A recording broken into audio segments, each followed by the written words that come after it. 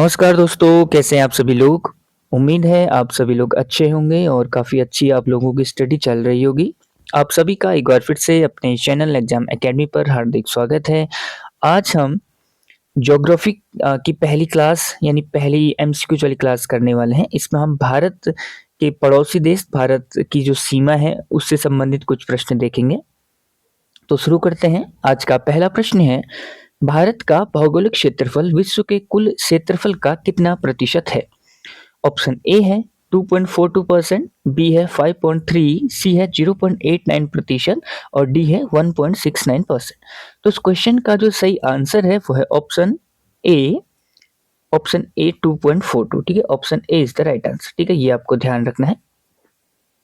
और अगर हम बात करते हैं तो वैसे अगर इसका भारत का क्षेत्रफल आपसे पूछा जाए तो आप कितना बताओगे। 32,87,263 किलोमीटर स्क्वायर। ये हमेशा क्षेत्रफल एरिया जो आता है वो किलोमीटर स्क्वायर में आता है। ठीक है, और पूरी दुनिया की लगभग 17.5% जनसंख्या यहाँ पर निवास करती है, ये आपको पता होगा। तो option is the right answer, ये आपको ध्यान रखना है। अगला प्रश्न है, म्यांमार के साथ भारत के कितने राज्य मिलते हैं, यानी कि म्यांमार के साथ भारत के कितने राज्य सीमा साझा करते हैं। ऑप्शन ए है मणिपुर, मिजोरम, नागालैंड और त्रिपुरा। बी है अरुणाचल प्रदेश, मिजोरम, नागालैंड और मणिपुर। सी है मणिपुर, मिजोरम, अरुणाचल प्रदेश और असम। और डी है मेघालय, मिजोरम, नागालैंड और त्रिपुरा। तो इस क्वेश्चन का जो सही आंसर है वो है option B. Option B is the right answer, यानी कि अरुणाचल प्रदेश, मिजोरम, नागालैंड और मणिपुर ये 4 ऐसे स्टेट हैं जो जिनकी सीमा जो है वो म्यांमार के साथ इंक्लूड हो मतलब म्यांमार के साथ लगती है। ठीक है, अगर हम इसको मैप से अगर समझते हैं थोड़ा सा, तो ये जो बॉर्डर है ना, ये जो एरिया है ये है म्यांमार। और आपको पता होगा यहाँ पर एक पहाड़ी है जो भारत को म्यांमार से अलग करती है, वो है अराकान योमा। ठीक है, कौन सी है, अराकान योमा। तो ये भी आपको ध्यान रखनी है, अराकान योमा। तो ये जो भारत के यहाँ पर 4 स्टेट हैं, एक ये हो गया आपका अरुणाचल प्रदेश, एक ये है आपका नागालैंड, ये हो गया आपका मणिपुर और ये है मिजोरम। तो ये 4 स्टेट ऐसे हैं जो म्यांमार के साथ अंतर्राष्ट्रीय सीमा साझा करते हैं। ठीक है, भारत की। तो ये आपको ध्यान रखना है, 1 2 3 4 अरुणाचल, नागालैंड, मणिपुर और मिजोरम। अगला प्रश्न है क्वेश्चन नंबर 3, भारत और अफगानिस्तान के मध्य की सीमा रेखा को क्या कहा जाता है। ठीक है, ऑप्शन ए है मैकमोहन रेखा, बी है डूरंट रेखा, सी है रेडक्लिफ रेखा या फिर डी है इंदिरा पॉइंट। तो इस क्वेश्चन का सही आंसर शायद मैक्सिमम लोगों को पता होगा। तो भारत और अफगानिस्तान के मध्य जो लाइन खींची गई है, लाइन है, उसका नाम है डूरंट रेखा। ठीक है, और अगर आपको पता होगा शायद बाकी रेखाओं के बारे में अगर हम बात करते हैं, तो मैकमोहन जो रेखा है ये भारत और चीन के मध्य है स्थापित है, मतलब भारत और चीन के मध्य खींची हुई रेखा को हम कहते हैं मैकमोहन। रेड क्लिफ भारत और पाकिस्तान के मध्य है। और डूरंट रेखा की बात करते हैं तो ये भारत और अफगानिस्तान के मध्य है। डूरंट जो लाइन है ना, ये बहुत पहले खींची गई थी 1896 में।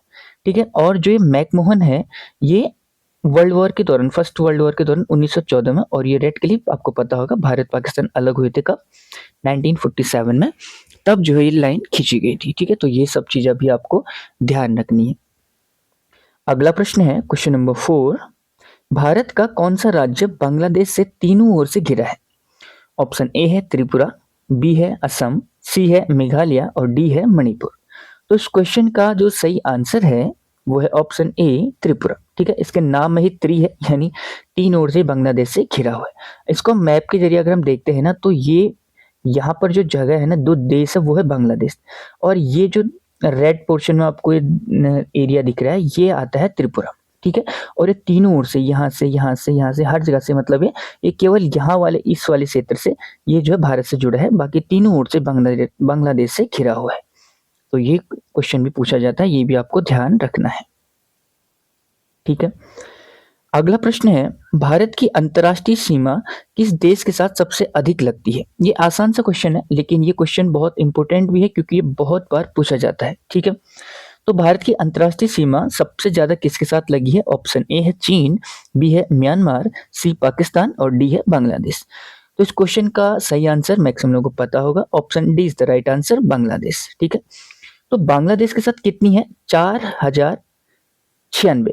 ठीक है, 4096 किलोमीटर ये जो सीमा साझा करती है बांग्लादेश के साथ। और बात करें पाकिस्तान के साथ, तो पाकिस्तान के साथ कितनी है, 3323। ठीक है, 3323 किलोमीटर, ये भी आपको ध्यान रखना है। चीन के साथ आते हैं 3488 किलोमीटर। ठीक है, तो ये सब चीजें हैं। और म्यांमार के साथ भी अगर हम बात करें तो 1643 किलोमीटर। तो लेकिन जो पूछा जाता है वो यही कि सबसे ज्यादा किसके साथ लगती है, तो बांग्लादेश के साथ।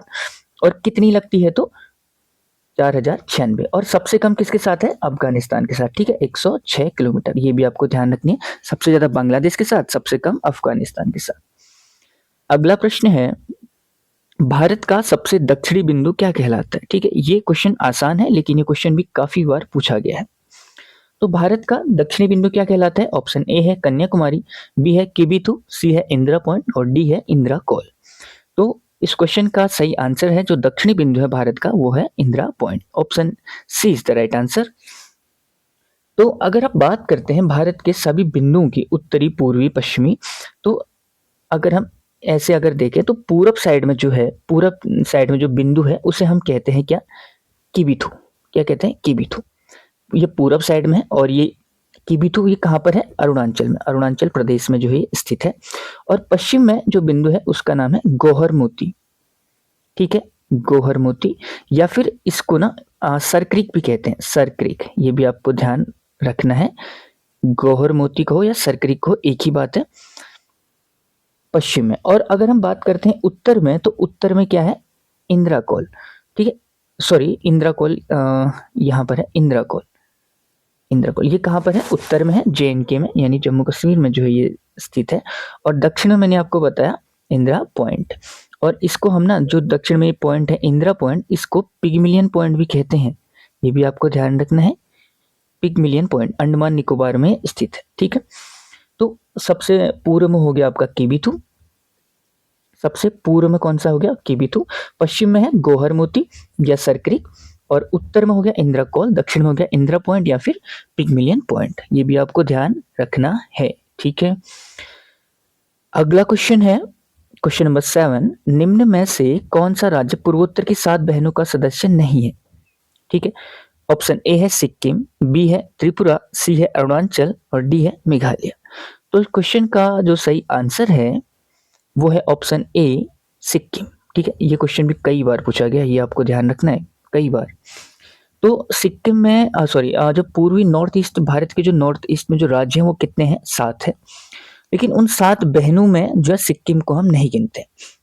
किसे गिनते हैं, कौन कौन से, एक हो गया आपका अरुणाचल प्रदेश, दूसरा असम, तीसरा मेघालय, चौथा नागालैंड, पांचवा मणिपुर, छठा त्रिपुरा और सातवां मिजोरम। तो इन्हें हम 7 बहनें कहते हैं, सिक्किम इसका हिस्सा नहीं है। ठीक है, तो त्रिपुरा, मेघालय, अरुणाचल प्रदेश इसके हिस्से हैं, तो ये आपको ध्यान रखना है। अगला प्रश्न है, भारत की स्थलीय सीमा की लंबाई कितनी है। ठीक है, आज की वीडियो का ना ये भी एक बहुत ज्यादा महत्वपूर्ण प्रश्न है। ठीक है, इसमें भी जो जलीय सीमा कितनी है वो ज्यादा महत्वपूर्ण है।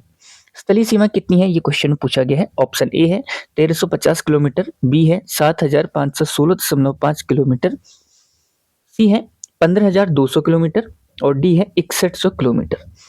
तो हमसे पूछ क्या रहा है, स्थलीय सीमा। ठीक है, तो इस क्वेश्चन का जो सही आंसर है वो है ऑप्शन सी, 15200 किलोमीटर जो है स्थलीय सीमा की लंबाई है। ठीक है, अगर हम यहीं पर बात करते हैं जलीय सीमा की, तो वो कितनी है, तो वो है 6100 किलोमीटर। लेकिन अगर आपसे पूछा जाए कि भारत की संपूर्ण जलीय सीमा की लंबाई, तो फिर आप बोलोगे 7516.5 किलोमीटर। ये जो क्वेश्चन बनेगा ना कि भारत की संपूर्ण जलीय सीमा की लंबाई कितनी है, तो ये मोस्ट इंपोर्टेंट प्रश्न है, मोस्ट इंपोर्टेंट, ये बहुत सारे एग्जाम में पूछा गया है। तो ये आपको ध्यान रखना है कि जलीय सीमा 6100 और संपूर्ण जलीय सीमा 7516.5। अगर हम इसको थोड़ा सा मैप के जरिए समझते हैं, तो जलीय सीमा आपको पता होगा, भारत का जो साउथ, ये जो पोर्शन है नीचे का साउथ वाला, ये पूरा क्या है, ये जलीय क्षेत्र है। ठीक है, यानी कि भारत के 9 राज्य ऐसे हैं जो समुद्र से मतलब सीमा साझा करते हैं। जैसे एक होगा आपका गुजरात, महाराष्ट्र, कर्नाटक, ये चौथा गोवा, पांचवा केरल, छठा तमिलनाडु, सातवां आंध्र प्रदेश, आठवां ओडिशा और नौवां हो गया वेस्ट बंगाल। लेकिन ये हो गया हमारे टोटल 6100 किलोमीटर, 6100।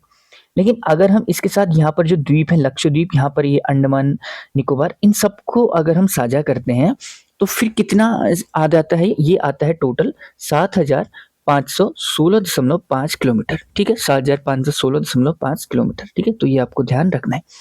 और इसके साथ साथ आप ये भी ध्यान रख सकते हो कि भारत की जो समुद्री सीमा है ना, वो सबसे ज्यादा किसकी है? तो गुजरात की है। ठीक है, सबसे ज्यादा। और दूसरे नंबर पर आता है ये अपना आंध्र प्रदेश। ठीक है, तो सबसे पहले आपका गुजरात, दूसरे में आ गया आंध्र प्रदेश, तीसरे में आता है तमिलनाडु। तो ये आपको ध्यान रखना है, ये भी आप ध्यान रख सकते हो। ठीक है, अगला प्रश्न है क्वेश्चन नंबर 9, क्षेत्रफल के दृष्टिकोण से भारत का सबसे बड़ा राज्य कौन सा है? ठीक है, तो क्षेत्रफल के दृष्टिकोण से भारत का सबसे बड़ा राज्य कौन सा है? ऑप्शन ए है यूपी, बी है एमपी यानी मध्य प्रदेश, सी महाराष्ट्र और डी है राजस्थान। तो इस क्वेश्चन का जो सही आंसर है वो है ऑप्शन डी, राजस्थान। आसान सा क्वेश्चन है लेकिन पूछा गया है। तो सबसे बड़ा जो राज्य है ना, वो आता है, सबसे बड़ा आता है राजस्थान। ठीक है, एरिया वाइज। उसके बाद आता है एमपी, मध्य प्रदेश। तीसरे नंबर पर आता है महाराष्ट्र, चौथे में आता है यूपी। ये आपको ध्यान रखना है। और यहीं पर अगर हम जनसंख्या की बात करें तो यूपी टॉप पर है, उसके बाद आता है महाराष्ट्र, ये सेकेंड नंबर पर है, और तीसरे में फिर आपका बिहार आता है, और चौथे में वेस्ट बंगाल आता है। ठीक है, ये भी आपको ध्यान रखना है। अगला प्रश्न है आज का क्वेश्चन नंबर 10, भारतीय मानक समय आधारित है 82.5 पूर्वी देशांतर, 83.5 पूर्वी देशांतर, या 82.5 पश्चिमी देशांतर, या 83.5 पश्चिमी देशांतर। ठीक है, ये सॉरी ऑप्शन, हाँ ठीक है, ये 82.5 है, ये 83.5। तो इस क्वेश्चन का सही आंसर है ऑप्शन ए, 82.5 पूर्वी देशांतर। ठीक है, तो 82.5 पूर्वी देशांतर है। ये भारत के 5 राज्यों से होकर गुजरती है। ठीक है, इलाहाबाद के नैनी नामक स्थान से गुजरती है। इलाहाबाद को हम प्रयागराज भी कहते हैं। और ये जो है हमारी जो ग्रीनविच लाइन है, ग्रीनविच लाइन कहाँ पर है? लंदन में। लंदन के ग्रीनविच शहर से गुजरती है, उसका नाम वैसे जीरो देशांतर है। ग्रीनविच शहर से गुजरने के कारण उसको हम ग्रीनविच लाइन भी कहते हैं, वो है उस वैसे जीरो देशांतर। वहां से ये 5.5 घंटे आगे है। ठीक है, तो ये आपको ध्यान रखना है। और ये भारत के 5 राज्यों से होकर ये गुजरती है। ठीक है, 5 राज्य कौन कौन से हैं? एक हो गया आपका यूपी, दूसरा हो गया आपका यूपी के जस्ट नीचे पर है एमपी, फिर आता है छत्तीसगढ़, और उसके बाद आता है ओडिशा, और फिर आता है आंध्र प्रदेश। तो ये 5 राज्य हैं जहां से ये लाइन गुजरती है। कौन सी? 82.5 पूर्वी देशांतर। और ये 0 डिग्री देशांतर यानी कि ग्रीनिच लाइन से 5.5 घंटा आगे है। और आपको पता होगा कि प्रत्येक देशांतर के मध्य 4 मिनट का अंतर होता है। ठीक है, यानी कि अगर आप एक देशांतर से दूसरे देशांतर तक जाएंगे तो आपको 4 मिनट का डिफरेंस देखने को मिलेगा। और देशांतर शायद आपको पता होगा, ऐसा मैं मानता हूं कि ये उत्तरी ध्रुव और दक्षिण ध्रुव को मिलाने वाली लाइनें होती हैं। ग्लोब में काल्पनिक लाइनें हैं। ठीक है, तो ये क्वेश्चन है, इसका सही आंसर हो गया, यानी भारतीय मानक समय 82.5 डिग्री पूर्वी देशांतर पर आधारित है। अगला प्रश्न है क्वेश्चन नंबर 11, भारत के किस राज्य से कर्क रेखा नहीं गुजरती है? ठीक है, ये क्वेश्चन आसान है लेकिन ये क्वेश्चन बहुत इंपॉर्टेंट है, बहुत बार ही पूछा गया है।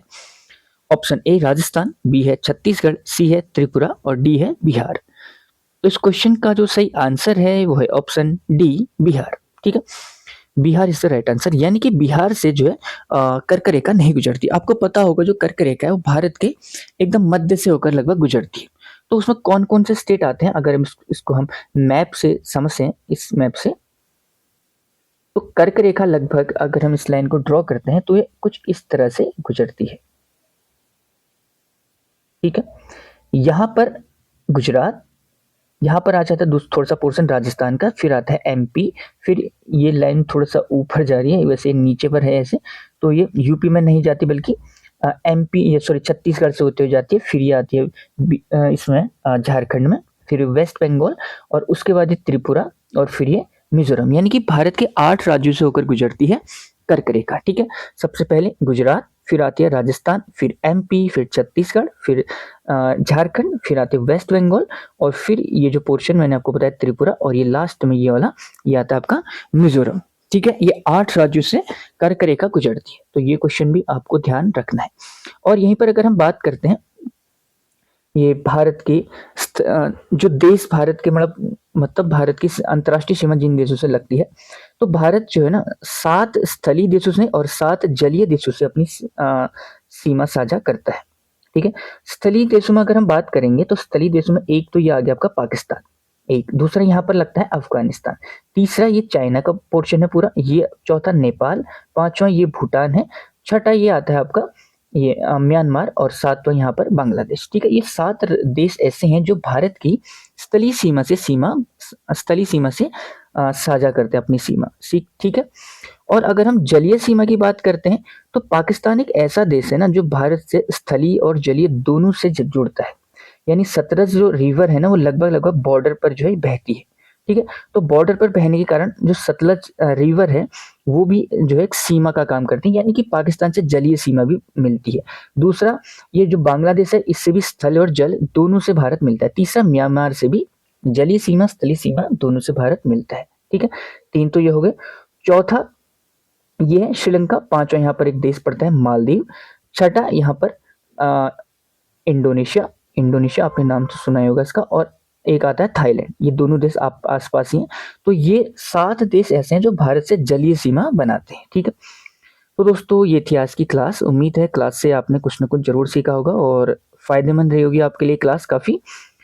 तो ये क्लास अगर आपको अच्छी लगी है तो वीडियो को लाइक करें, शेयर करें और चैनल को सब्सक्राइब करें। Thank you so much.